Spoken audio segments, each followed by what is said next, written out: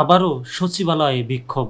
সরকারি চাকরি অধ্যাদেশ 2025 বাতিলের দাবিতে আবারও সচিবালয়ের ভেতর বিক্ষোভ করছেন সরকারি কর্মকর্তা কর্মচারী ঐক্য পরিষদ।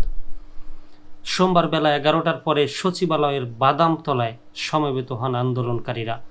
পরে মিছিল করে নতুন ক্যাবিনেট ভবনের সামনে অবস্থান নেন তারা। সরকারি কর্মকর্তা কর্মচারী ঐক্য পরিষদের ব্যানারে এই কর্মসূচির নেতৃত্ব দিচ্ছেন সংযুক্ত পরিষদ নেতা নুরুল ইসলাম। এই খবরটার সাথে একটু আবহাওয়ার খবর জোড়া দিয়ে দিই। সারা দেশের তাপমাত্রা কিছুটা সহনশীল। সারা দেশে ভারী বৃষ্টির পূর্বাভাস, কমবে তাপমাত্রা। ঢাকা সহ সারা দেশের বিভিন্ন জায়গায় থেমে থেমে বৃষ্টি হলেও কমেনি তাপমাত্রা।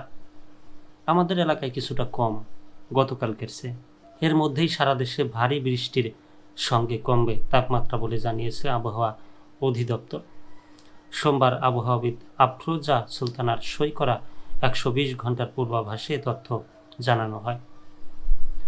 পূর্বাভাসে বলা হয়, লঘুচাপের বর্ধিতাংশ পশ্চিমবঙ্গ থেকে বাংলাদেশের দক্ষিণ পশ্চিমাঞ্চল হয়ে উত্তর পশ্চিম বঙ্গোপসাগর পর্যন্ত বিস্তৃত রয়েছে। মৌসুমি বায়ু দেশের দক্ষিণ অঞ্চলে সক্রিয় এবং তা অন্যত্র মোটামুটি সক্রিয় এবং উত্তর বঙ্গোপসাগরে মাঝারি অবস্থায় রয়েছে।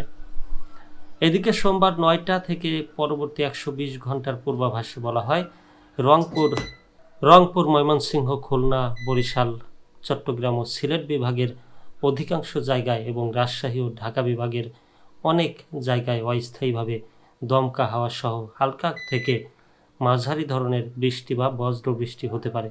সেই সঙ্গে সারা দেশের কোথাও কোথাও মাঝারি থেকে ভারী বর্ষণ হতে পারে।